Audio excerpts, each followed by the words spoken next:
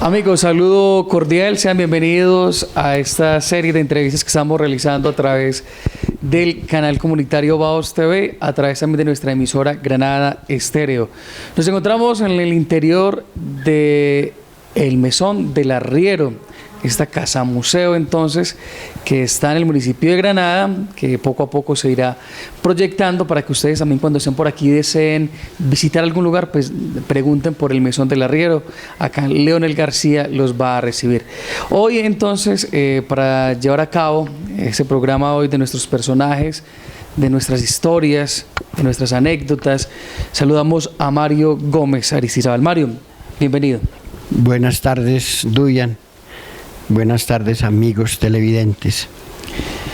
Bueno, vamos a arrancar entonces, Mario, conociendo un poco más de usted. Lo hemos visto mucho en el rol usted de presentador, en diferentes programas que se han hecho en nuestro municipio. Hoy lo vamos a tener como entrevistado para que conversemos de muchos temas. Mario, comenzamos hablando de su familia, de sus padres. Pues mi papá se llamaba Jesús Gómez, el apodo era El Negro. ¿De heredaron todos ese apodo? Él era Gómez Tamayo y mi mamá era Teresa de Jesús Aristizábal, ¿cierto? Dos familias pues muy tradicionales aquí en Granada.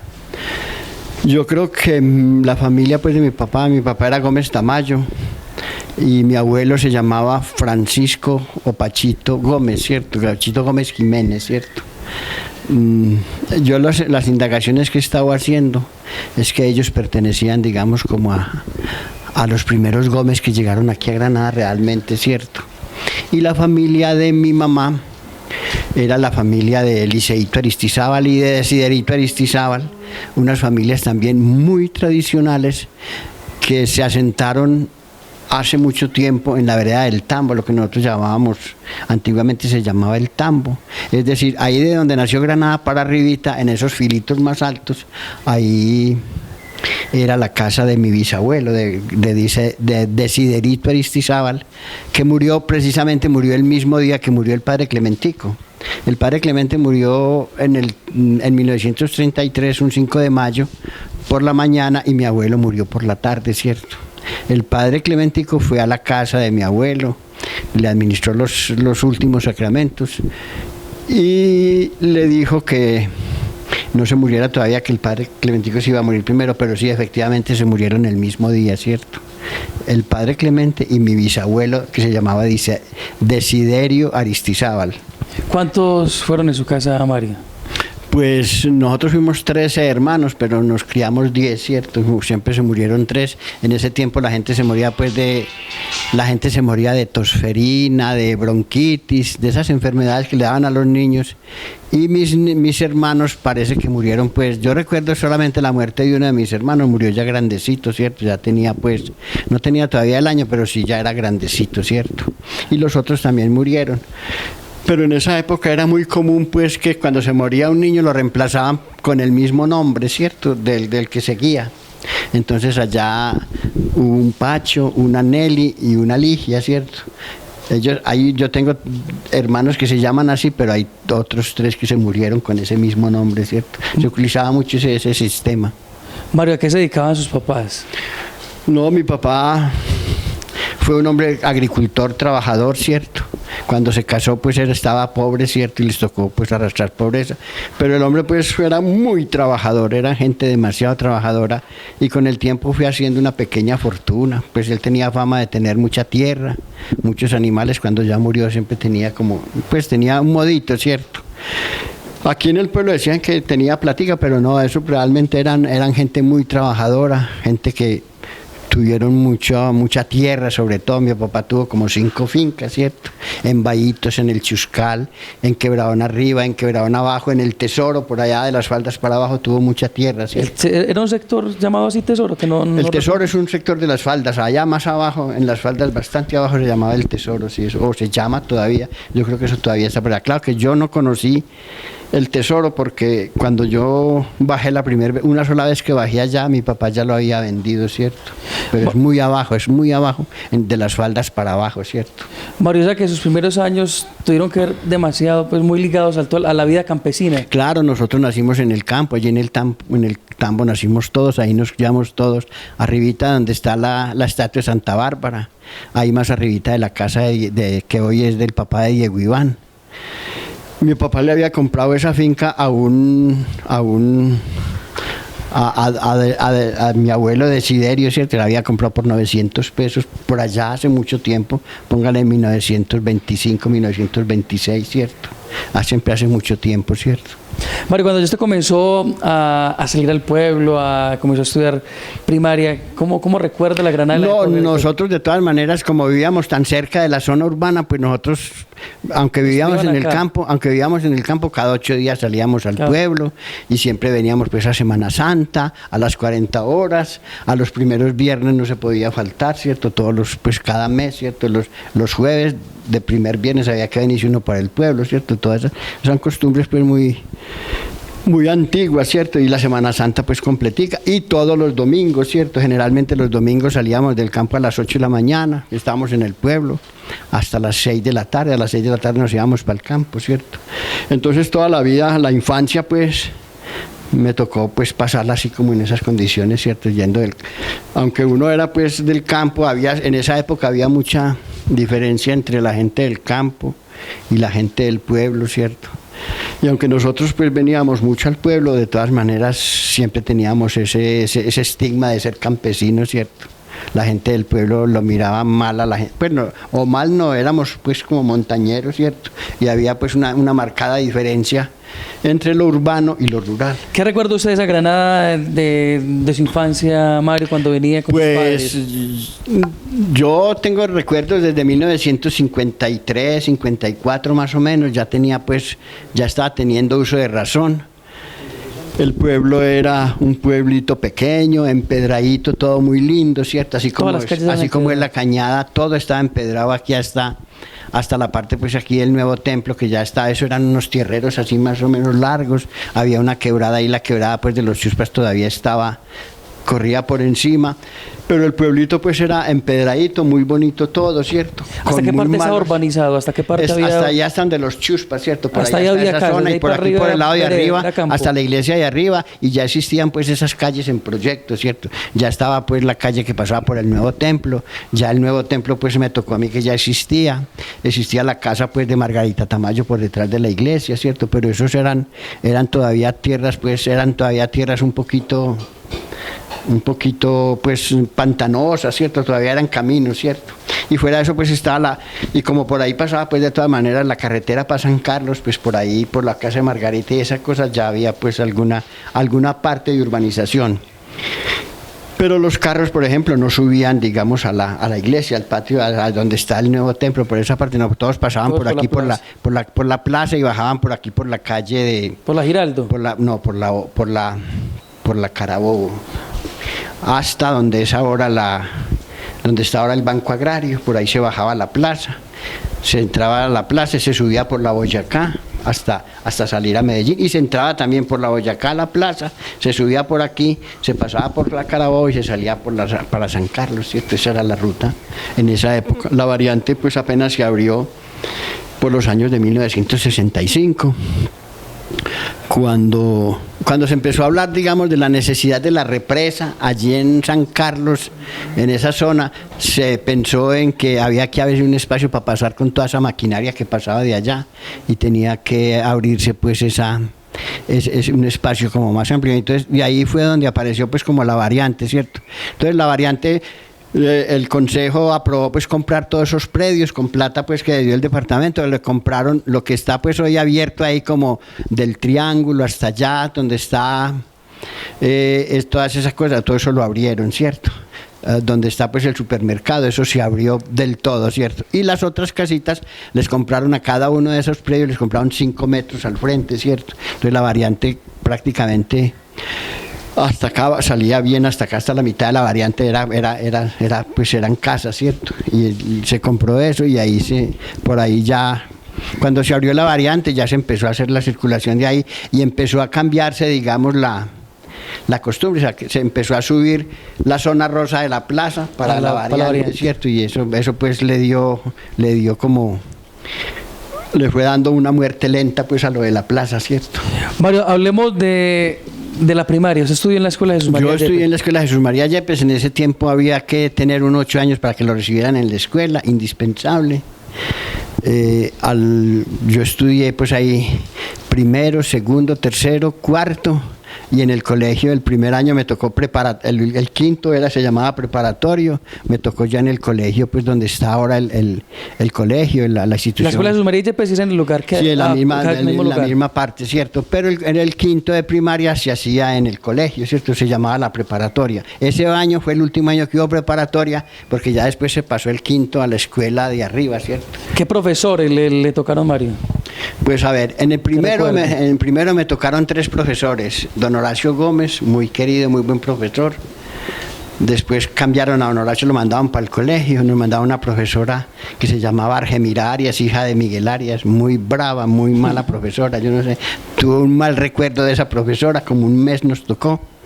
Afortunadamente pues la pasaron para la escuela de niñas y ya trajeron a Margarita Tamayo de por allá de la Quiebra y ella nos enseñó, terminé yo primero de primaria con ella, muy querida, ella me enseñó pues a leer, o no, cuando ella llegó yo ya sabía leer, ¿cierto?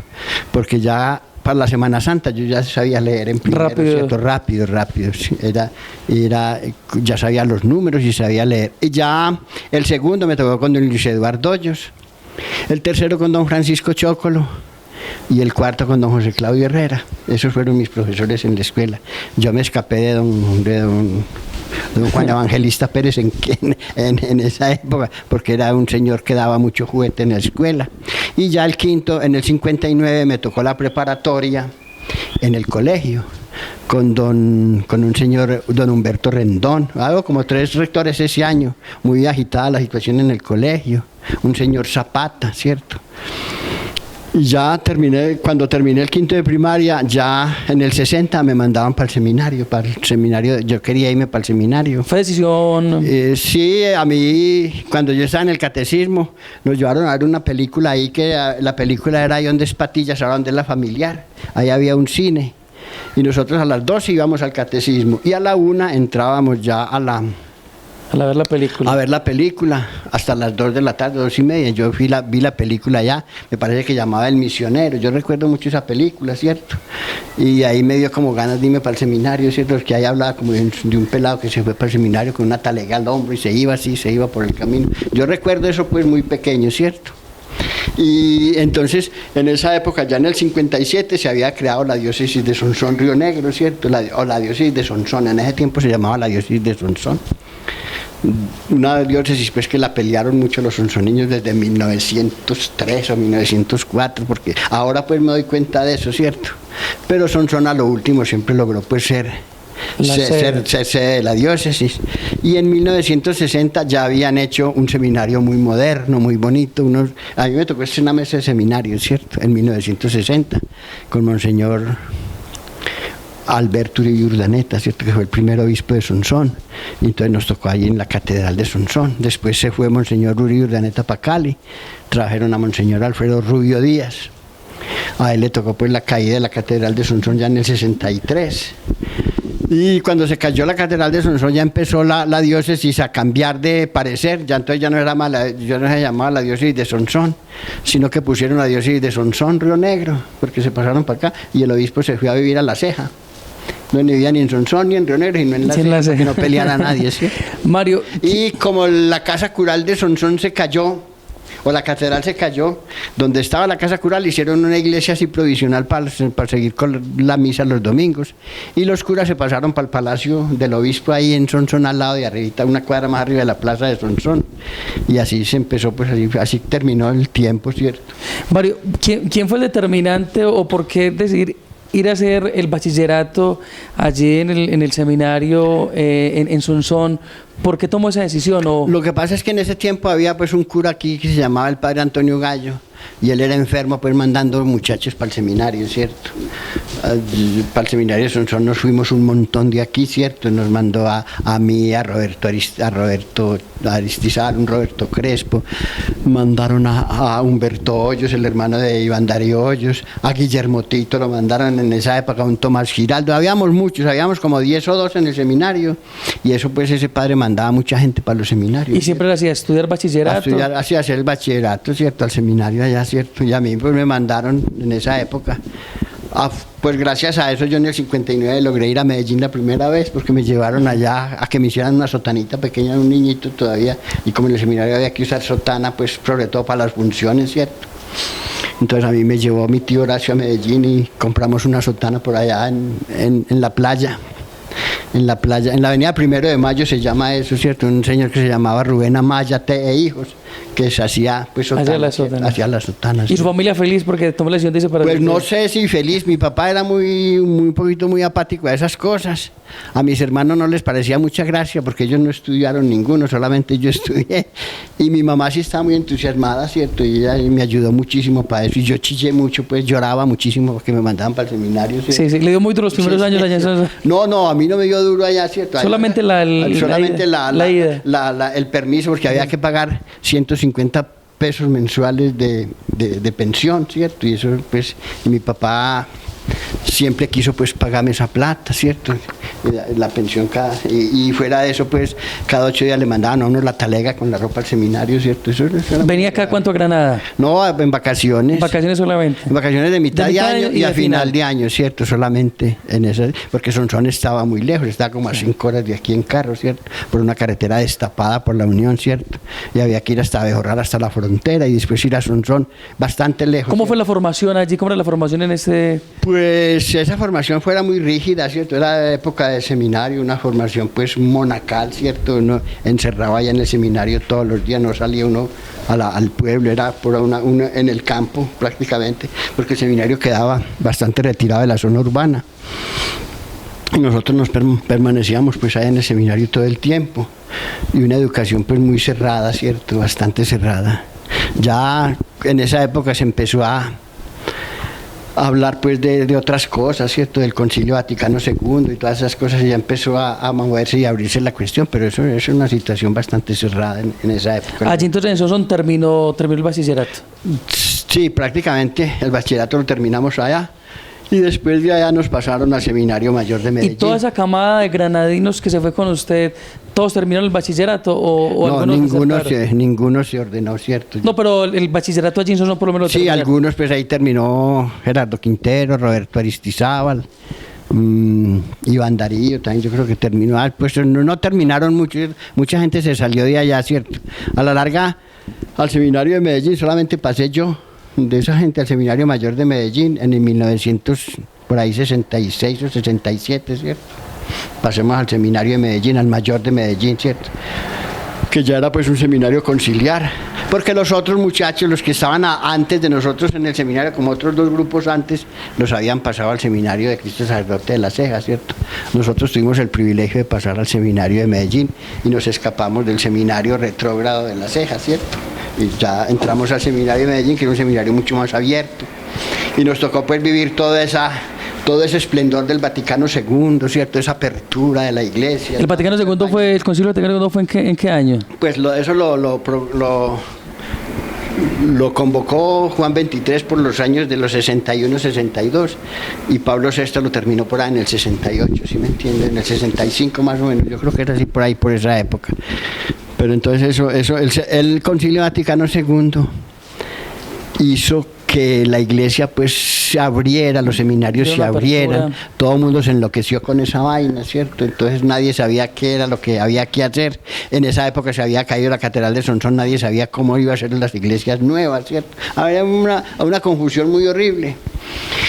Para hacer esa iglesia de Sonsón nueva hubo como 10 o 12 proyectos, pues acordes con las nuevas normas del concilio, y mire que todas esas iglesias pues ya quedaban con el altar al centro, como había que darle la espalda, y todas las iglesias la reformaron. En esa época pues hubo un revolcón en la cuestión de la iglesia. Ustedes ya no conocen sino la iglesia así como está ahora, pero en ese tiempo pues las iglesias cambiaron mucho. Para hacer la catedral de Sonsón hicieron como 10. Y la formación también cambió mucho. La formación también cambió mucho. A nosotros nos sacaron del seminario, abrieron toda esa cosa del seminario, ¿sí me entendés? Nosotros nos echaron para la calle, para la universidad.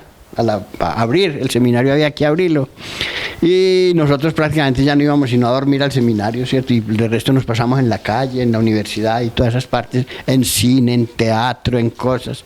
Había que estar pues como otra vez en contacto con el mundo, no encerrado, sino en el mundo, ¿cierto? Y en esas condiciones entonces nosotros terminamos la filosofía. Y con ese mismo criterio, entonces un grupito de nosotros entre 4, ¿cierto? Que era un muchacho que llamaba Mario Franco, que fue rector de la Universidad Nacional en Medellín, un señor que se llamaba Saúl Montoya, un muchacho que se llamaba Saúl Montoya, y un muchacho César Henao, que era sobrino de Monseñor Feliciano Botero de la Bolivariana. Nos fuimos a hacer una experiencia pues de vida religioso abierta hacia el barrio Santo Domingo. Había un barrio que apenas estaba empezando en Medellín, marginado, lleno de problemas, ¿cierto? Entonces nosotros quisimos hacer la experiencia allá y nos fuimos, y el cura de allá del barrio Santo Domingo nos acogió pues allá, y éramos 4 seminaristas. Habíamos salido del seminario a hacer esa experiencia en el barrio. Pero ya se retiraban del seminario para poder hacer esta Pues sí, hacer esa experiencia allá, pues. Entonces la idea era que nosotros nos íbamos allá a vivir como en comunidad, pero fuera de eso nos tocaba pues trabajar. Y a mí yo me conseguí trabajo en Fabricato. Sí. Yo trabajé 1 año en Fabricato. Mario Franco, el muchacho que fue rector de la Nacional, trabajó en Coltejer. El otro muchacho trabajó en Carvajal y Compañía, ahí en Medellín. Y al otro, muy prestigiosas todas. Y el otro quedó lo dejamos allá en el barrio, porque era como perezosito, y como era un hijito de papi y mami, riquito más o menos, entonces no era capaz de aceptar un horario pues de obrero, ¿sí me entendés? Pero que alternaban el trabajo en las empresas. Claro, nosotros teníamos que hacer el horario normal en las empresas, trabajar las 8 horas, ¿cierto? A mí me tocó un horario larguísimo. ¿Y qué empezó a trabajar usted? Me tocó trabajar en Hilados 4, yo era barrendero allá en el Hilados 4, después me tocó manejar una máquina que se llamaba El Diablo. Sí, se llamaba El Diablo allá en Fabricato, y 1 año pues en Hilados 4. ¿Y por qué El Diablo? No, eso se llamaba El Diablo, yo no sé, allá le decían que El Diablo, muy duro, ¿cierto? Era un aparato que lavaba el algodón que se recogía de la barrida, ¿cierto? Entonces uno lo echaba ahí, y esa máquina cogía y lo pasaba y lo limpiaba, y la basura la sacaba a un lado, y allá salía el algodón otra vez limpio, ¿cierto? Ya pues un algodón más de segunda calidad, ¿cierto? Y eso pues iba otra vez a cardamecheras, a hilados y a todas esas cosas. ¿En Fabricato trabajó usted 1 año? 1 año completico, sí. O sea, trabajaba todas las 8 horas y luego seguían en el barrio Santo Domingo. Sí, yo trabajaba de 12 a 8 de la noche, fíjese, muy difícil ese trabajo, pues, y a las 8 de la noche salir de Fabricato en un bus de Bello para coger el bus hasta Santo Domingo. ¿Cuánto se demoraba? No, pues yo llegaba a Santo Domingo para las 9:30 o 10 de la noche, y a veces me tocaba echar pata porque no había servicio de bus hasta Santo Domingo, solamente hasta la cima. ¿Y entonces en qué momento hacían el trabajo allí en el barrio? No, pues los sábados y los domingos, y por la mañana un poquitico, ¿cierto? De pronto así, ¿cierto? ¿Cómo comenzó ese trabajo allá? ¿Qué hacían? No, pues nosotros lo que pasa es que en esa época apareció pues el grupo de Golconda, apareció el padre Vicente Mejía, apareció el padre Gabriel Díaz, apareció otro padre que trabajaba con obreros, y eso se volvió pues una pelea muy grande, ¿cierto? Ahí hubo congresos de no violencia, ahí conocí yo a Monseñor Valencia Cano de Buenaventura, al obispo de Buenaventura, al obispo rojo pues de Colombia que llamaban, que después lo mataron o se murió en un accidente aéreo. Estaba el padre Vicente Mejía, que manejaba en el Caribe. Eso pues se hizo una revolución de la sotana, se llama eso, esa se llama la revolución de la sotana. Hay un libro titulado así, un libro que se llama así, que escribió Hernán Darío Restrepo Jaramillo, que se llama La Revolución de las Sotanas, y ahí en ese libro pues está como toda la historia de nosotros, ¿cierto? Yo en estos días lo leí, pero que prestárselo para que lo lea, y ahí está más o menos la historia de Santo Domingo, ahí está toda la historia que nosotros hicimos en ese barrio, ¿cierto? De Santo Domingo, para esa cuestión, ¿cierto? Que nosotros nos tocó pues, al barrio había que ponerles alcantarillado, había que ponerle luz eléctrica, había que ponerle agua, a nosotros nos tocó hacer todo ese trabajo con Acción Comunal. Y entonces se reúnen en la Junta de Acción Comunal y luego iban a alcaldía a Pues solicitar? ¿O cómo no, hacían? pues la alcaldía en Medellín es otra cosa, es otro cuento, ¿cierto? Eso está muy lejos. Claro, ¿cierto? claro. Eso Entonces, había ¿cómo que- hacían? ¿Con recursos propios o cómo No, hacían? pues sí, con Con- convites con de acción convites, comunal. trabajo. Y en ese tiempo la acción comunal valía mucho y entonces había que llevar recursos de cuanta parte para allá, ¿cierto? Bulldozers para abrir calles, mangueras para poner agua. Y el alcantarillado ya lo hizo el municipio mucho después, ¿cierto? Pero eso fueron luchas largas con la misma gente, ¿cierto? Y como eso era un barrio marginado, ¿cierto? Que no tenía, la gente no tenía escritura, era un barrio de invasión, ¿sí me entendés? Entonces a nosotros nos tocó hacer pues lo de Santo Domingo, ya estaba más o menos como empezando, ¿cierto? Pero lo que es la parte pues de Granizal y esa parte ahí que nos tocó armar eso, a nosotros nos tocó invadir esos lotes y repartir ahí con la gente. Eso fue un trabajo largo, había pues... Entonces, ese trabajo que nosotros hicimos ahí empezó a generar sospechas, digamos, en la jerarquía católica, ¿cierto? Entonces les parecía que nosotros éramos unos curas como muy, pues una tendencia muy liberal en la iglesia, ¿cierto? Entonces nos cerraron las puertas del seminario, nos dijeron que no, que era mejor que nos fuéramos a hacer otras cosas, ¿cierto? Entonces seguimos estudiando filosofía. O sea que ustedes Nos vivían en el graduamos. seminario mientras No, hacían el trabajo, nosotros vivíamos en la parroquia en la de Santo parroquia de Domingo, Santo- pero para hacer esa experiencia nos salimos del seminario. Pero a los 2 años o al año, cuando fuimos a volver al seminario, nos dijeron no, porque ustedes hicieron una cosa, esa cosa que ustedes hicieron no está como muy ortodoxa, ¿sí me entendés? Entonces era como esos temores, ¿Y ¿cierto? qué rector era el que del seminario? El rector era un padre Martínez, pero ese padre también se renunció al seminario, el tipo se salió del seminario, se salió, sea, que fue una se salió época del muy convulsionada sacerdote, para eso todo. fue una época, el padre Martínez, muy inteligente, el tipo renunció al seminario, en estos momentos él trabaja en Almacenes Ley, en Medellín, o trabajaba, ¿cierto? Él se salió, renunció pues al sacerdocio, y en ese tiempo pues hubo mucho cura que se salió de ser cura, ¿cierto? Y a los otros, pues a los que no se salían, los redujeron al estado laical, ¿cierto? Entonces ahí a nosotros nos tocó pues en una época muy convulsionada. Granada ¿cierto? en esa época, ¿usted no venía o también venía? Pues yo sí venía, pero muy no poco? estaba muy lejos de aquí de Granada, Claro. porque esto era pues otro mundo aparte, ¿cierto? Sí, Esto claro, era otra claro, cosa, claro. ¿cierto?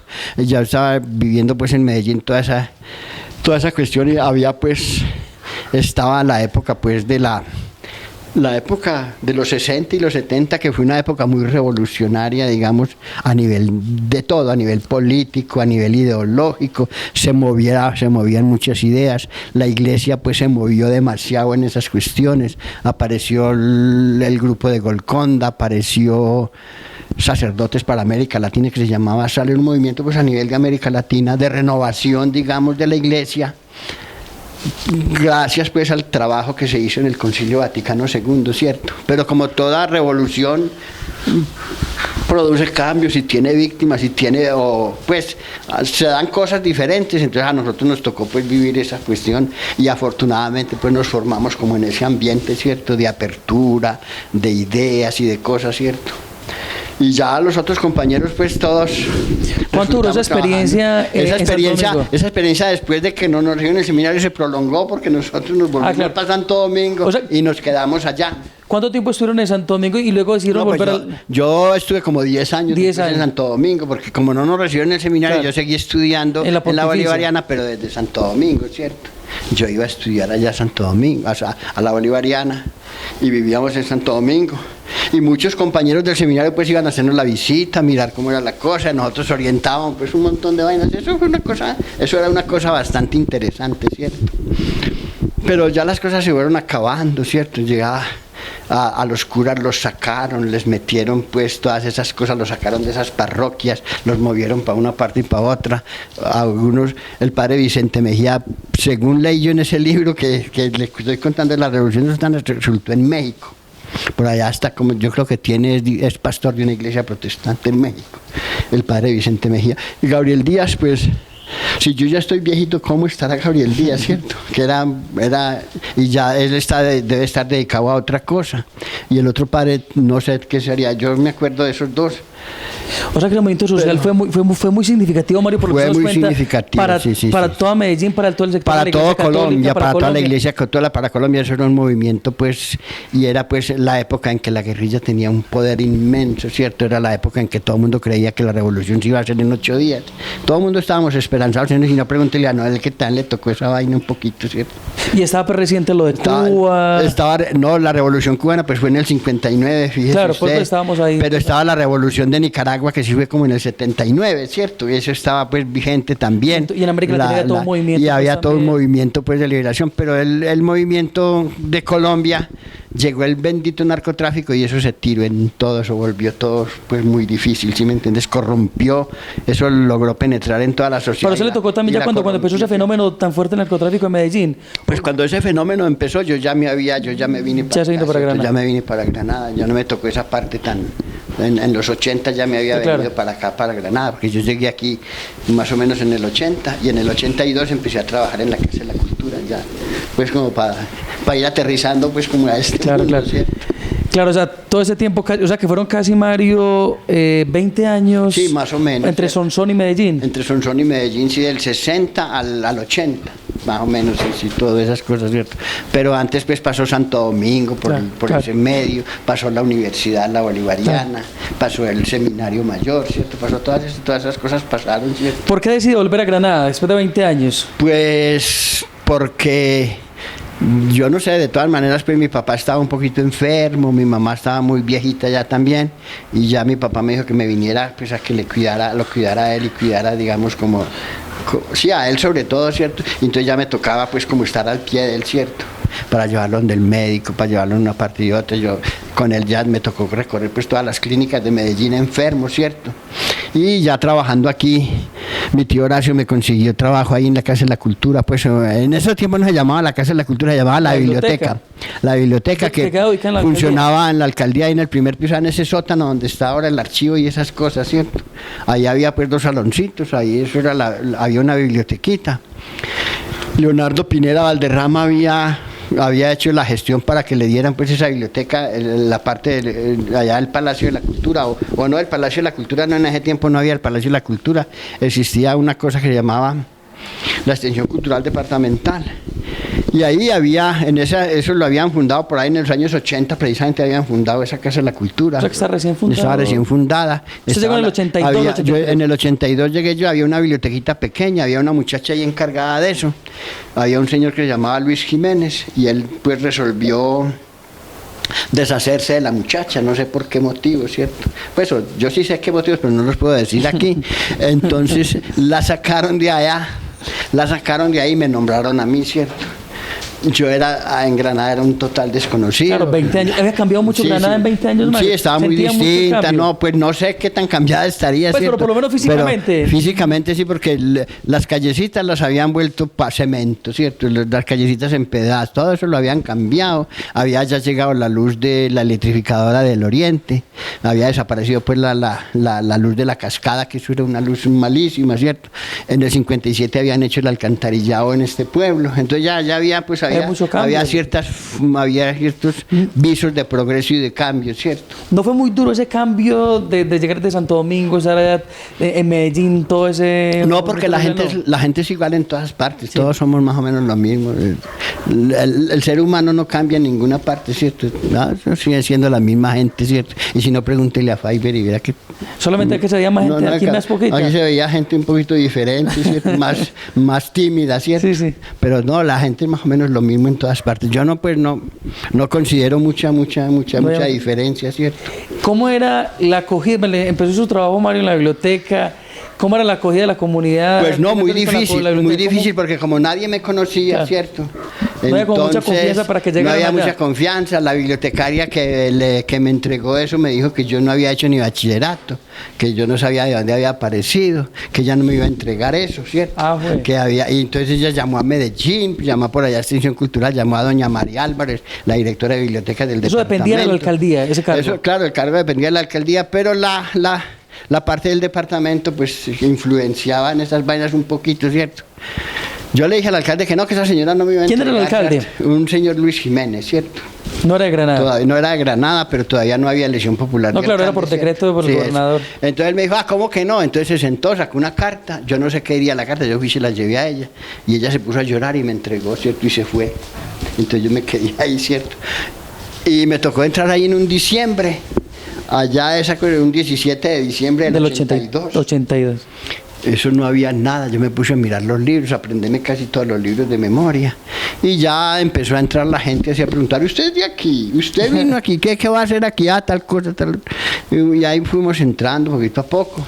Y hasta que ya, pues en el 85 ya habíamos creado el Departamento de Extensión Cultural con Mario, Arnoldo. pero antes de llegar a la creación del Departamento de Extensión Cultural, que fue muy importante, según los datos que tengo, no sé si estoy equivocado, fue muy reciente su llegada, que se logró dar la fundación o la creación de la revista Quijotadas.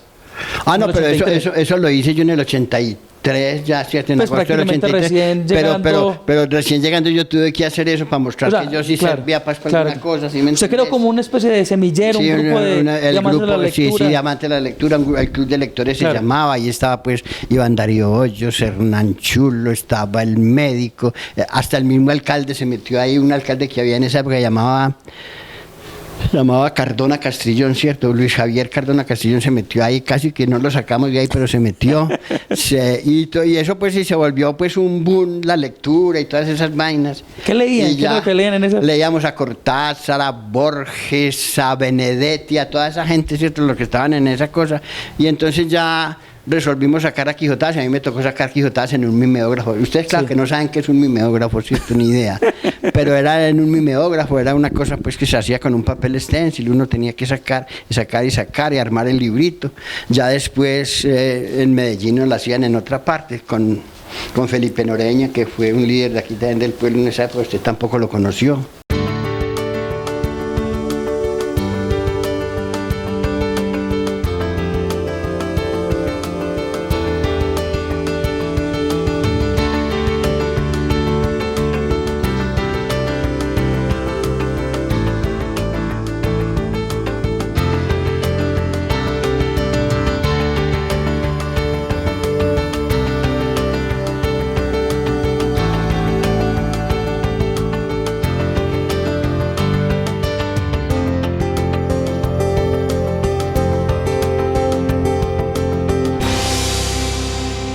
Yo llegué pues a la Casa de la Cultura, ya aparecía, ya Denuncia existía, ese era el otro que existía, Denuncia, ¿cierto? ¿Denuncia existió antes de Quijotadas? Sí, antes de Quijotadas, en el 78, en el 70, por ahí así salió el primero, ¿cierto?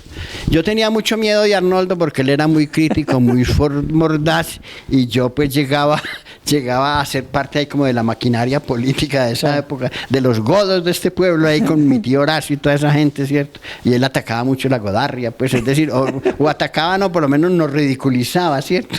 Y entonces ya el hombre pues se fue a conversar conmigo y vio que nosotros éramos otra cosa, ¿cierto? Y entonces ahí empezamos la lucha para recuperar la asociación de exalumnos, es decir, la casa, para unir lo que es la Casa de la Cultura y la Biblioteca de Jesús María Yepes en una sola cosa. Ese era el famoso club que hablaban, que quedaba en los bajos de la calle. Ahí estaba el club y estaba una biblioteca que había encima y una sala de mecanografía que había allá. Entonces Arnoldo pretendía era juntar la biblioteca de abajo, la de la Casa de la Cultura, que era una bibliotequita chiquita, juntarla con la Biblioteca de Jesús María Yepes y hacer una sola biblioteca. Y entonces se inventó y se ideó esa cosa de crear el Departamento de Extensión Cultural Municipal. Pero era concejal, ¿no? Sí, era concejal. El consejo sí era por elección popular. Claro, sí, los consejos sí se elegían popularmente y se logró, pues, como le digo, hacer como esa fusión entre la Biblioteca de Jesús María Yepes y la Casa de la Cultura. Y ya en el 85 un alcalde loco que hubo aquí, que estuvo un mes, me hizo pasar a mí rápido para la casa, para donde estaba el club, a organizar ahí pues la biblioteca, ¿cierto? En el 85. Mario, pero entonces desde el 83 más o menos que inició su trabajo, Sí, sí. que se creó la revista Quijotadas, hasta el 85 se inició ese trabajo y esa lucha, como se la menciona, por la creación del Departamento de Extensión Cultural. Sí, sí, exacto.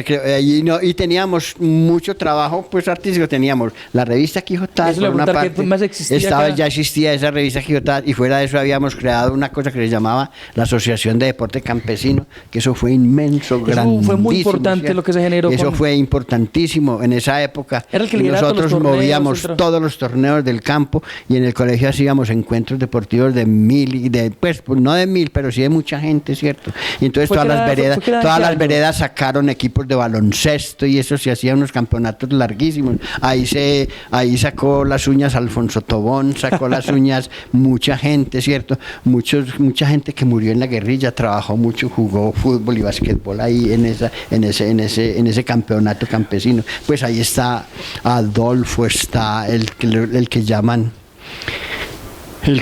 como es Corozo, eran líderes guerrilleros por aquí de la zona, que ya están pues por allá, pero ellos se crearon ahí se formaron así, jugando baloncesto, y eran tipos muy jugadores, eran de la selección campesina de baloncesto, y esa selección campesina representó a Granada como selección Granada, ¿cierto? Mario, para esa época era muy fuerte en Granada el baloncesto Sí, masculino. sí, el o sea, baloncesto, sí. Porque ya el microfútbol empezó a llegar cuando se hizo esa bendita cancha ahí en la plaza, En la ese plaza. polideportivo. Ah, ¿usted también practica el baloncesto, Mario? Sí, yo también jugaba baloncesto, y Quijotada hacer un equipo de baloncesto Ah, también, también. ¿cierto? O sea Nosotros que teníamos un equipo trascendió equipo de baloncesto Sí, también. Sí, sí. Logramos ser campeones alguna vez, ¿no? Sí. A creer que no. Entonces, ¿en qué año se creó la Asociación Campesina En el de 82 Deporte? o en el 83. O sea que fueron años muy eso activos, fue Mario. rapidito. O sea que sí, llegó usted aquí, rapidito. mejor dicho, Sí, sí, fueron sí, años claro. muy activos. Eso era trabajar mucho, con don Abelardo y con toda esa gente. Y ya, pues, allá existía un campeonatico de fútbol más o menos campesino. Pero ya En el le Carmelo. En el Carmelo, pero ya le metimos el baloncesto, y eso fue pues una... Y fuera de eso, pues, los alcaldes se fomentó mucho la construcción de canchas en las veredas. Apareció la cancha de la Cascada. Alfonso Tobón se entusiasmó con eso de la Cascada. Él fue árbitro de este pueblo por todas partes, movió selecciones femeninas de baloncesto y masculinas, y se hizo un trabajo grandísimo, ¿cierto? Entonces todas las veredas tenían cancha, el Morro, la Linda, la Gaviota, todos los medios, el Malpaso, el Edén, el Tabor, el Roble, tenían equipos de baloncesto. Mario, o sea que esos torneos... El Vergel, San Matías, Minitas, todas las veredas tenían equipo de baloncesto. O sea que los torneos que ustedes organizaban eran anuales o eran permanentes. No eran permanentes, y se jugaban los sábados en la plaza, allá de 4 de la tarde a 11 de la noche, allá en el Cuando hablamos de la polideportivo. plaza es en la cancha En el que... polideportivo, sí, donde está ahora el edificio De la pues, Humata, pues, de la que Humata, que conocemos. llamamos, ¿cierto? Ayer era la cancha. ¿Esa cancha cuándo la construyeron? Se construyó en el 83 también. No, porque 80... En el 83 se construyó esa cancha, y los domingos nos íbamos a jugar al colegio, porque la cancha se necesitaba para mercado el domingo, ¿cierto? O sea, Mario, que usted la pasaba en la biblioteca, Ahora promoviendo el grupo de moviendo el grupo de Quijotadas, la revista y el campeonato y el deporte. O sea, sí. ese era como el sí, esa campo era de la acción actividad. suyo. No quedaba tiempo No, para no, nada. pues, ¿a qué horas ¿cierto? quedaba Sí, tiempo? No, sí, eso era un trabajo bastante intenso, y los campesinos casi todos me recuerdan es por eso, ¿cierto? Por ese trabajo que se hizo ahí bastante grande, ¿cierto? Mario, quiero Fuera de eso, pues en el mismo 85 nos tocó crear el Festival Granadino de Teatro. Ahora vamos a entrar a todo Pero eso, no es Mario. ¿cómo? Ahora vamos a entrar a hablar bueno. de eso. Listo, Pero pues, yo hágale, quiero, pues. antes de que empecemos a hablar de eso,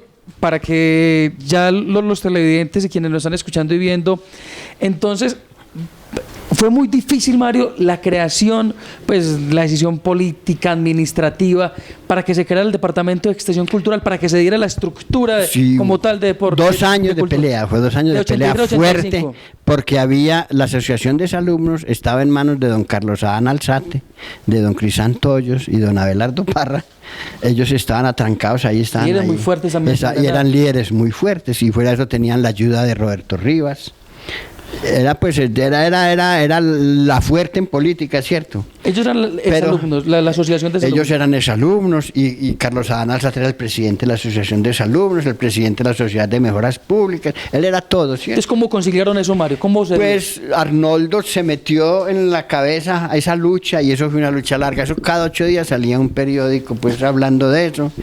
A Arnoldo le tocó peleas con don Carlos, ¿cierto? Yo le ayudaba por los lados, no, mejor dicho, yo le ayudaba a él, pero él daba la cara, ¿cierto? Entonces eso nosotros nos pasábamos los domingos por la noche, nos sentábamos sentábamos a redactar pues todas esas cosas, ¿cierto? Hasta que logramos pues, hasta que ya el alcalde y tanta presión y tanta cosa, la asociación de alumnos le entregó eso a la alcaldía, ¿cierto? Porque Arnoldo decía que esa casa de la asociación de alumnos era del municipio, ¿cierto? Que entonces eso era un bien del municipio que había que recuperar. Claro, porque esa fue comprada, con un auxilio, de la nación. De 80.000 pesos en esa época que le dieron, yo no sé si de más que Leonel se acuerda de eso, que se lo dieron a esa casa cuando... Para honrar el nombre de Jesús María Yepes, ¿cierto? Eso era había que comprar la casa donde vivía Jesús María Yepes, que le iban a construir un monumento nacional. Entonces don Crisanto, muy sí señor, desvió esa plata y compró la casa del papá de él, la casa de don Eduardito Hoyos, que era donde estaba la Casa de la Cultura, y eso lo pusieron Biblioteca de Jesús María Yepes, y con eso taparon el bolso. Pero últimas cosas está mejor ubicado, ¿no? ¿Ah? En últimas cosas está mejor ubicado. No, yo no creo que no, ese punto ya está muy bueno también. ¿Cuál era la casa de Jesús María Yepes? Pues ahí donde está el edificio de la UMAT. Ah, me parece muy malo. Eso pero, era una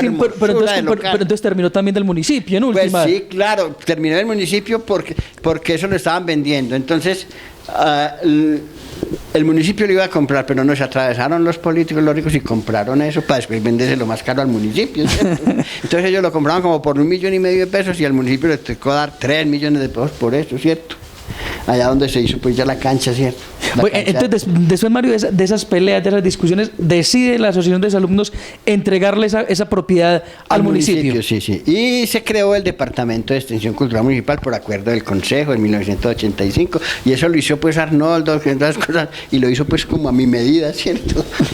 Para que yo fuera el director de ese Departamento de Extensión Cultural. Entonces las condiciones que yo requería las puso ahí para que yo más o menos, ¿cierto? Y salió la cosa pues como así de ese tamaño, ¿cierto?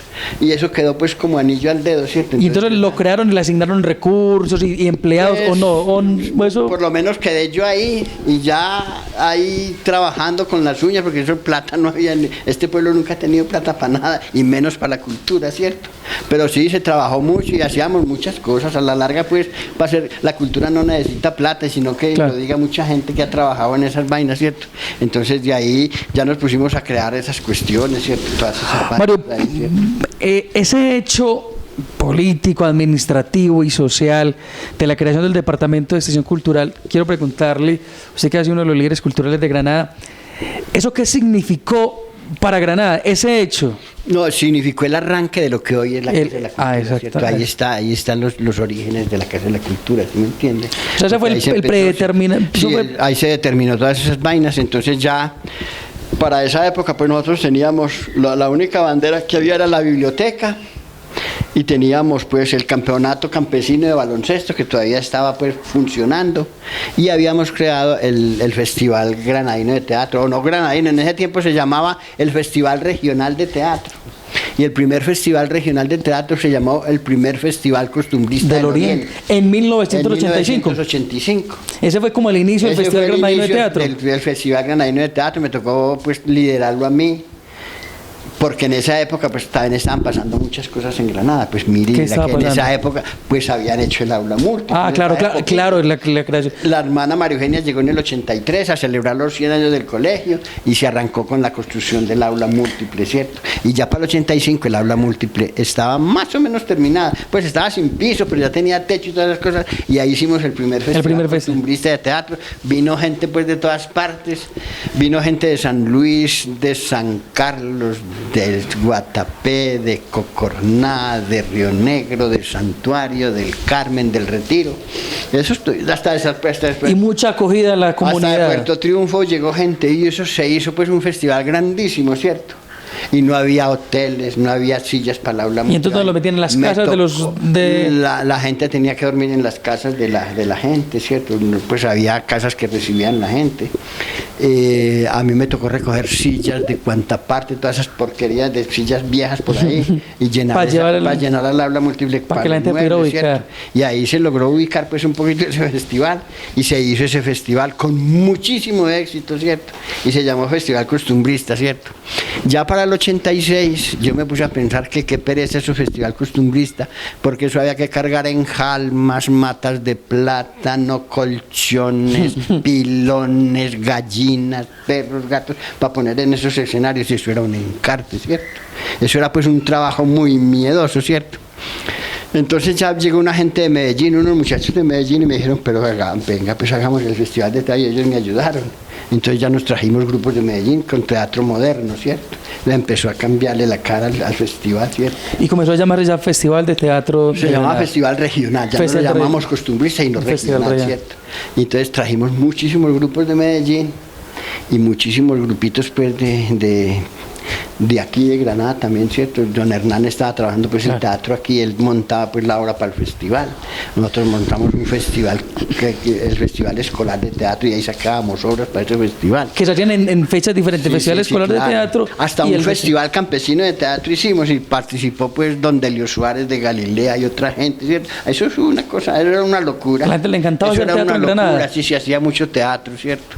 Entonces eso fue dando pues como origen a lo que es el Festival de Teatro. Y cada año se fue fortaleciendo, cada año se fue más fortaleciendo, ya acogida. el quinto festival, ya para el quinto festival se empezó a llamar Festival Granadino de Teatro, ¿cierto? En el quinto, los otros eran festivales regionales, ¿cierto? Porque ya unos muchachos de la universidad me dijeron que ellos necesitaban graduarse en la Facultad de Comunicaciones de la Bolivariana, y que entonces ellos tenían que hacer un festival y entonces ellos me hicieron ese festival, el quinto festival, ¿cierto? Un muchacho Jorge Betancourt, que hay que agradecerle mucho a ellos, un muchacho que se llamaba Iván Parra también nos ayudó mucho en esa cuestión del teatro, y eso fue creciendo, y eso se volvió pues una cosa importante, ¿cierto? Entonces, ya el Departamento de Extensión Cultural para la época entonces ya tenía un proceso amplio de teatro. Deportivo y el proceso de teatro. Deportivo y el proceso de teatro. Y Quijotadas también seguía. Y Quijotadas estaba funcionando también, sí, claro. Y ya en ese espacio, Mario, cuando ya ustedes se estaban ya, digamos que en el donde hemos conocido la Casa de la Cultura, donde hoy es el Parque Educativo, sí. ¿Cómo era eso allí? ¿Qué tenían? No, estaba la biblioteca abajo, arriba, y el saloncito abajo donde donde era el club. Y ahí es donde bebía trago pues Leonel Tamayo con toda esa gente allá, porque eso era un sitio muy agradable. ¿El club hasta qué hasta el 85, cuando ya tuvieron que entregar eso, ahí sí bailaban, eso era pues eso, y eso era un sitio muy agradable, eso era un sitio pues oscurito, la gente muy agradable allá, se metía allá, y cuando nosotros estábamos en la Casa de la Cultura, pues en ese tiempo hasta festival, hasta recitales poéticos armábamos ahí, ¿cierto? Para esa época, ¿cierto? Y eso pues ahí se hizo mucha cosa, pero ya después Javier Quintero en el 85 pues le entregó eso al municipio, ¿cierto? La cosa esa. Allá me encontré yo todos esos cuadros que hay en la Casa de la Cultura, esos cuadros de la Pinacoteca, los personajes estaban por allá arrumados en esa cafetería, por allá perdidos casi. A mí me tocó pues empezar a rescatar todo eso, a sacar todas esas vainas y empezar como a trabajar en esa cuestión. Claro que ya pues como le digo, ya empezó llegaba pues como la otra época diferente. Pero usted estuvo en el departamento hasta el 89. Sí, porque ya empezó, digamos, como ahora meter otra faceta. Empezó la elección popular de alcalde. Sí, en el 88. En el 88. Ya yo estaba trabajando todavía en la Casa de la Cultura. Los políticos del pueblo pues me veían como maderita ni para esa vaina, ¿cierto? Yo trabajaba esas vainas. Entonces empezaron a tentarme con que me saliera pues para que yo aspirara a la alcaldía, ¿cierto? Yo me salí cuando estaba Rodrigo Mejía ya el primer alcalde popular, entonces yo le renuncié a Rodrigo Mejía para meterme a la campaña política, ¿cierto? Pero yo me empecé a meter en esa vaina y me dio como cosa y me mamé.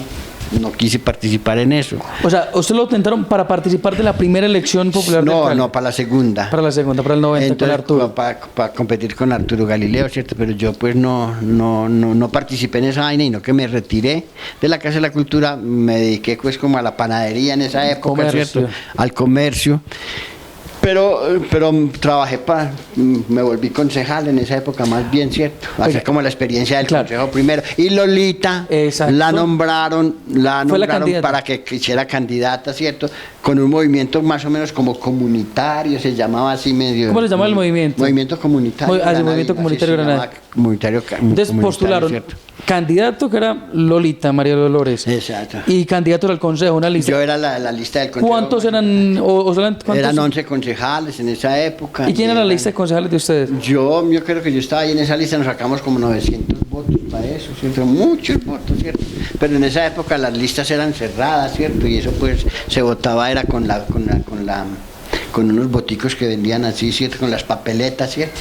Eso era lo que se usaba, una papeleta. Y eso era pues un chanchulleo miedoso, ¿cierto? Eso era muy complicado. Pero sí, definitivamente pues yo fui concejal en esa época. En esa época fue concejal también. ¿Quiénes eran esos? Octavio Hernández. ¿Por el mismo movimiento no, Octavio de Lolita? Hernández era liberal, pero era afín pues como al movimiento que nosotros teníamos, ¿cierto? Y estaba pues don Jesús Marita Gómez. Purina, estaba la doctora Celina, estaba Arturo Zuluaga, el viejo. Pues, la doctora Celina ya había sido diputada, ¿cierto? Sí, yo creo que no, yo creo que todavía no. Estaba la doctora Celina, estaba un señor Ignacio Duque. Eran un montón de gente, ¿cierto? Así pues. ¿Y quién era el presidente? El presidente, pues eso era la doctora Celina, ¿cierto? Estaba también doña Graciela. Quinter. No, Graciela Aristizábal, la mamá de Jairo Hoyos, era concejala también. Eso era una cosa así, ¿cierto? Nosotros, pues a la larga, la alcaldía la perdimos esa vez, porque ganó pues Arturo Galileo. El consejo, pues nosotros quedamos en minoría, éramos como 3 o 4 concejales nomás. En ese tiempo se acostumbraba que la minoría del consejo no asistía al consejo, ¿cierto? Eso no quedaba sino.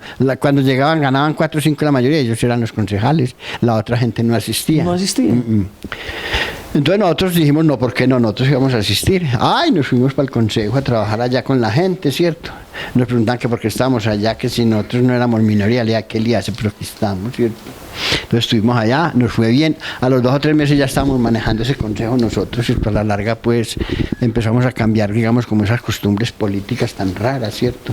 Y nos empezaron a parar bolas, ¿cierto? A nosotros, a Octavio y a mí, sobre todo en el consejo, ¿cierto? Hicimos un buen trabajo.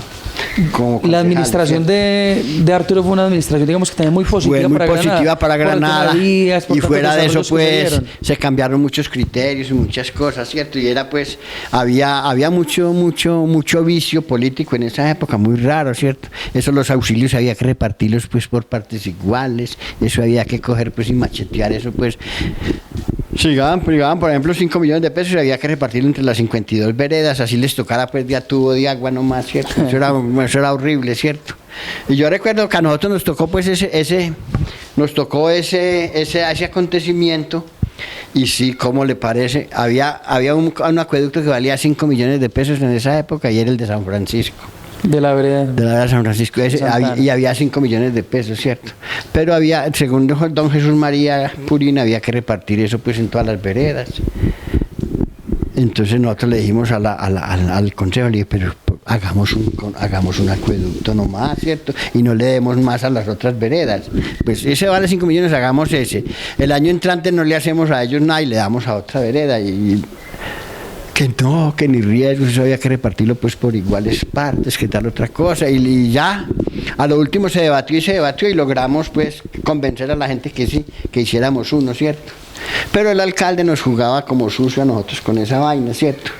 Porque a la gente de San Francisco les dije, ahí les puse pues los 5 millones para el acueducto, y ustedes ahí, que bueno, ¿cierto? Y a los otros les decía que Octavio y yo no habíamos dejado que les dieran nada, que por eso no les tocaba nada. Entonces, pero la gente entendió la cosa, nosotros le explicamos a la gente y ya pues a la larga pues el Arturo también entendió la cosa. Y eso fue el cambio prácticamente que se dio en ese consejo, ¿cierto? Y yo ya pues yo estuve ese año en el consejo y ya para el año entrante, para las próximas elecciones me tocó a mí pues fue el candidato con Guillermo Tito, ¿cierto? ¿Y usted fue el candidato a la alcaldía? Yo fui y Guillermo Tito ganó, ¿cierto? La alcaldía me ganó a mí como por 100 votos o 100 y pico, ¿cierto? Eso era eso. Uno pues no está como para esas cosas, ¿cierto? No sé, eso es muy complicado. Y ya pues eso fue. ¿Por qué movimiento se lanzó Mario usted a la alcaldía? Yo era del movimiento Unión por Granada, ¿cierto? Ya habías empezado nosotros Unión ya por habíamos Granada. creado el movimiento Unión por Granada, ¿cierto? Con el lema una propuesta seria, tal Siempre cosa. Unión desde un por inicio Granada. ese fue el eslogan de todas las administraciones, una propuesta seria, Unión por Granada, sin promesas y sin nada de esas cosas, y logramos sacar muchas cosas. Ya después el Guillermo Tito le fue muy mal en esa administración, la gente pues se fue en contra de él, le hicieron ese paro cívico en el 93, el 16 de septiembre del 93, lo tumbaron a medianoche ese día. ¿Cierto? Eso fue histórico para Granada. Eso fue, sí. Nunca se había dado un paro de esa magnitud. Sí, sí, no se había dado ese paro de esa magnitud, y ya se allanó el camino para que la candidatura de Jorge Alberto pues adquiriera como prestigio y por Unión por Granada. Y ya en el 95 Jorge Alberto ya trabajaba. Él ya trabajaba aquí, pero promotor de saneamiento en el hospital, ¿sí me entiende? Nosotros pues el pelado tenía como buenas inclinaciones, era buena gente. Nosotros lo mandamos a estudiar a la Universidad de Antioquia, lo mandamos para muchas partes, y ya el hombre pues empezó como con las ganas de ser alcalde y tenía un trabajo muy bien hecho con esas cuestiones de saneamiento ambiental, había hecho acueductos por las veredas, y eso le dio cierta facilidad, y esas elecciones pues en el 95 las ganamos sobradas. Fue entonces cuando ya Unión por Granada logró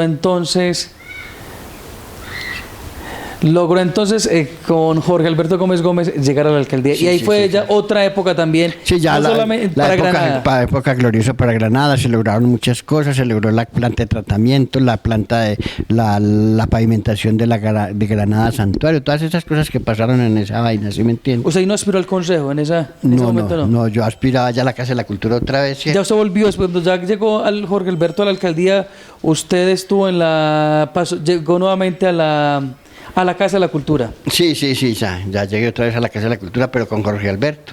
Ya, porque en la Casa de la Cultura estaba Kiko Campos, ¿cierto? Y ya ahí ya empezamos a trabajar los otros procesos, ¿cierto? El proceso pues de la música, la danza, el teatro, y es lo que hoy está pues funcionando. Se dio ya estructura como tal al trabajo cultural. Sí. Y ahí vamos, en eso estamos.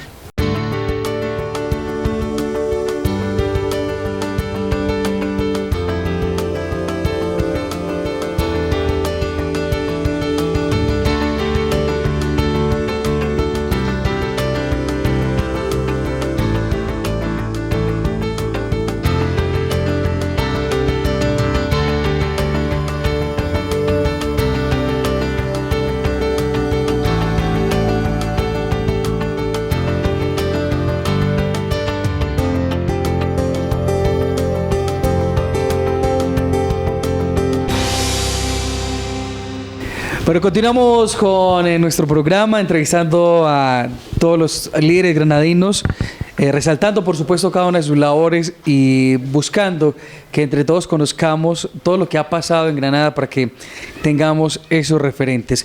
Mario, estamos hablando entonces ya cuando se retomó nuevamente usted su labor en la Casa de la Cultura, ya bajo la administración de Jorge Alberto Gómez, donde se continuó dando esa estructura de la Casa de la Cultura que hoy conocemos.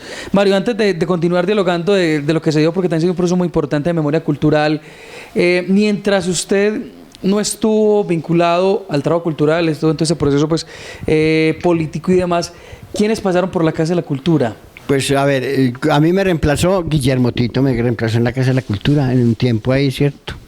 Después de Guillermo salió Guillermo Tito pues en la época, Rodrigo Mejía lo había nombrado a él reemplazándome a mí. Después él salió para aspirar a la alcaldía y Arturo Galileo había nombrado a Germán Villa. Germán Villa estuvo trabajando ahí un tiempo y cuando ya llegó Guillermo Tito al poder, él lo primero que hizo fue sacarlo a él de ahí y puso a Kiko Campos, ¿cierto? Cuando llegó Alberto a la alcaldía, entonces Alberto sacó a Kiko Campo para ponerme a mí, ¿cierto? En el 95. Pero claro, con un proceso largo, ¿cierto? Y tedioso, pues yo casi que Alberto asumió la alcaldía en el 1 de enero del 95 y apenas yo en septiembre pude asumir la Casa de la Cultura desde ese 95, mucho tiempo, todo ese proceso para sacar eso fue largo, ¿cierto? Y tedioso, pero fue un proceso pues bien hecho, ¿sí me entendés? Mientras ese tiempo que usted no estuvo, Mario, se siguió haciendo el festival. Sí, ya el Festival de Teatro lo asumió la Asociación de Alumnos. Porque entre otras cosas, pues con el problema de don Carlos y de la Asociación de Alumnos allá con esa casa, se revivió la Asociación de Alumnos también, y eso empezó a trabajar también por la cultura, y ellos asumieron el Festival Granadino de Teatro, ¿cierto? Y claro que yo también estaba pues ahí en esa vaina, ¿cierto? Y con los asesores que yo tenía en Medellín y todas esas cosas, y todo el prestigio que el festival había adquirido, pues eso ya era fácil funcionar con esa vaina, ¿cierto? Bueno, Mario, entonces ya comienza no solamente a hacer teatro, sino que comienza a hablarse también de memoria cultural, de identidad. Ya en el 95, sí, cuando a mí me tocó entrar de nuevo a la Casa de la Cultura, pues el programa de Alberto, nosotros lo habíamos hecho, ese programa lo hicimos entre Lolita y yo y alguna gente, pues y el mismo Alberto y toda esa gente, ¿cierto? Y el grupo pues que estábamos trabajando aquí, el mismo Arnoldo, ¿cierto? Arnoldo Arcila. Entre esos trabajos había, pues en esa época estaba muy de moda la memoria cultural, ¿cierto? Entonces a mí me tocó enfrentar ese trabajo de la memoria cultural en esa época y se hizo la memoria cultural. Un trabajo muy grande, como con 150 personas de la comunidad, pues maestros y todo mundo trabajó en esa vaina. Y esos 10 folletos que salieron de la memoria cultural ahí están y están dando palo, todavía son vigentes, ¿cierto? Y se creó pues esa conciencia, ¿cierto? Hicimos el himno, hicimos la bandera, hicimos toda esa propaganda y ustedes que ya todo el mundo canta claro. el himno a Granada, ¿cierto? Eso fue obra de nosotros en esa época, o sea, ¿cierto? En el 90, estamos hablando del 95, se creó 95. El himno ya estaba. No, el himno ya estaba, pero lo enseñamos a la gente, lo grabamos, se llevó a todas partes, se hizo la bandera, se hizo muchas cosas y lo enseñamos, porque antes en el 95 nadie lo cantaba, porque usted no lo sabía, ¿cierto? En el antiguo no lo sabía todo. Por eso pero ya ahora sí lo canta, ¿cierto? Sí, claro. Ya todo el mundo lo sabe cantar y a nosotros esa campaña la hicimos nosotros, ¿cierto? Y ya a partir del 90 ya no empezamos a crear, pues digamos, lo que es la música, lo que es el teatro, y empezó también la danza, porque ya nosotros en el 98 fuimos con un grupo de danzas hasta Buga, a un encuentro pues nacional de danza. Pero ya cuando Buga, eso ya estaba era Carlos Mario, sí. O sea, Carlos Mario siguió apostando en el trabajo cultural. Así, y yo pues yo quedé todavía en la Casa de la Cultura, ¿cierto? A la larga pues Alberto me posesionó a mí en la Casa de la Cultura y fuera de eso pues me dio un nombramiento de carrera. Yo estoy en carrera administrativa, ¿cierto? Entonces a mí no me pueden sacar fácil, ¿sí me entendés? Porque yo soy de carrera administrativa, ¿cierto? Ahí arrancó. Ahí en esa vaina, ¿cierto? En el 95, ¿cierto? Entonces para poderme sacar ahí necesitan un proceso siempre larguito, ¿cierto? Y tiene que ser que uno no sirva para nada para que me puedan sacar de ahí, ¿cierto? Entonces continuó todo ese trabajo, Mario, cultural, que se siguió prolongando, que se logró seguir posicionando. Sí, exactamente, todo eso se siguió posicionando, el festival, las danzas, el teatro, la música, ¿cierto? La banda de música, y ahí fue donde yo empecé a mandar a la gente también a aprender a Didier, a Ferney, a toda esa gente a estudiar música. Para llegar también otros talentos. Para que se fueran saliendo nuevos talentos y nueva gente, ¿cierto? Y eso es lo que todavía la Casa de la Cultura pues vive, ¿cierto? En estos momenticos, ¿cierto? O sea, que se puede decir, Mario, que ese proceso que inclusive pues hoy vemos, o sea, eso todo comenzó desde el 85 y se ha ido potenciando año tras año. Sí, año tras año, todo ese tiempo, y pues a mí me ha tocado todo ese proceso, ¿cierto? Pues yo no voy a decir que yo hice todo eso, porque no, eso lo hacemos entre mucha gente, ¿cierto? Pero esa cuestión está vigente todavía, pues en esas condiciones, ¿cierto? Hasta nuestros días. Y fueron surgiendo entonces el Festival de la Canción. Ya en la Casa de la Cultura, fíjese que usted se acuerda del Festival de Rock, ya Fabián estaba chiquito ahí en la Casa de la Cultura, a él se le ocurrió el Festival de Rock, y ahí lo apoyamos para ese Festival de Rock. El Festival de la Canción lo ideó pues Ferney y Didier y toda esa gente, ¿cierto? Y todas esas cosas, eso ahí está, y eso se ha seguido dando pues a través de los tiempos, ¿cierto? Y ya cuando en el 2000 empezó pues la época difícil, sobre todo pues el Festival de Teatro fue el que más sufrió, ¿cierto? Que hubo que suspenderlo 4 años, ¿cierto? Y eso fue pues lo que nos mató esa cuestión, ¿cierto? Pero de todas maneras pues la comunidad ha estado pues como pendiente de esa cuestión. El mismo Alberto pues estuvo al frente de la reconstrucción, usted recuerda, antes de que lo mataran. Entonces siempre hemos estado pues sobreviviendo, ¿cierto? Y reinventándonos y rehaciendo la vida de este pueblo, ¿cierto? Más o menos. Es como para ir como redondeando como las ideas, ¿cierto?, de lo que se ha trabajado. Mario, todo ese proceso cultural que a veces de pronto la gente no es tan fácil de, como no es tan tangible, o sea, es un tema más espiritual, más de... Sí, el trabajo cultural tiene esa característica que no se ve, pero se siente, ¿cierto? Ese trabajo, ¿qué le ha dado a Granada, Mario? ¿Cuál sería como que hasta hoy sigue vigente y uno aspira que se siga fortaleciendo? Pues no sé, eso lo dirán Claro. las generaciones que vienen atrás, ¿cierto? Pero usted ve que se respira pues siempre un ambiente cultural más o menos agradable, ¿cierto? La gente sabe pues disfrutar del teatro, disfrutar de la canción, disfrutar de muchas cosas, ¿cierto? Y todos esos fenómenos que se dan aquí culturales son fenómenos importantes, interesantes, ¿cierto? Que no solamente se dan aquí, sino que se dan en todas partes, pero por lo menos hemos estado como a la altura de las circunstancias, ¿cierto? Y no hemos dejado caer como la situación aquí en Granada, ¿cierto? Ese cambio de la plaza, de la Casa de la Cultura antigua, por decirlo así, a la nueva Casa de la Cultura, eso, ¿cómo se dio eso? ¿Por qué se tomó esa decisión, Mario? Pues lo que pasa es que los procesos crecieron tanto, que necesitan otro espacio. Y se vio la necesidad de otro espacio, de agrandar ese de allá. Cuando se dio la idea de hacer una Casa de la Cultura nueva, pues empezó...